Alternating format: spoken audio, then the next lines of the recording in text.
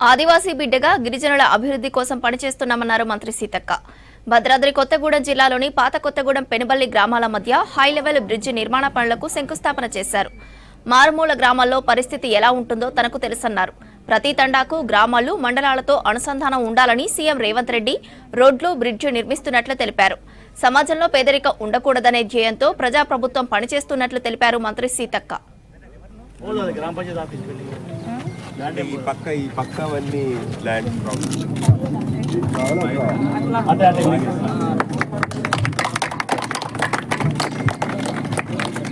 ఇక్కడ మేము భద్రాద్రి కొత్తగూడెం జిల్లా కలెక్టర్ కార్యాలయంలో రివ్యూ ఏర్పాటు చేసుకోవడం జరిగింది. కలెక్టర్ గారి అధ్యక్షతన మా ఎమ్మెల్యేలు అందరూ కూడా ఇక్కడికి హాజరై మా శాఖలలో ఏర్పడేటువంటి వివిధ రకాల సమస్యలు కానీ అదే విధంగా ప్రోగ్రెస్ గురించి మేము రివ్యూ చేసుకున్నాం. రివ్యూ కూడా చాలా అద్భుతంగా జరిగింది. లోపాలను గుర్తించడం, లోపాలను సరిదిద్దుకొని మళ్ళీ 2 నెలల తర్వాత మళ్ళీ రివ్యూ పెడతాం.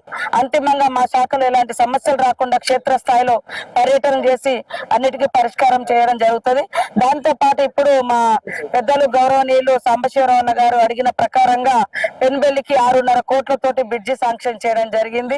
అభివృద్ధి విషయంలో ఖచ్చితంగా అందరం కలిసికట్టుగా పనిచేయాలనేది లక్ష్యం.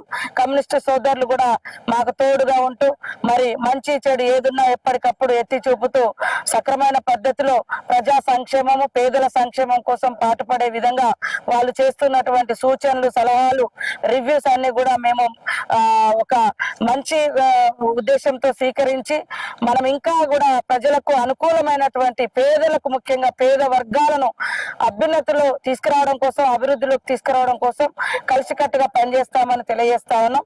అదే కాకుండా ఈ రోజు మరొక సంతోషకరమైనటువంటి వార్త, రిటైర్మెంట్ బెనిఫిట్స్ రిటైర్డ్ అయినటువంటి అంగన్వాడీ అమ్మలకు 2 లక్షలు, టీచర్లకు 1 లక్ష రూపాయలు ఆయనకి ఇస్తూ రిటైర్మెంట్ బెనిఫిట్స్ ప్రోగ్రామ్ జీవోను కూడా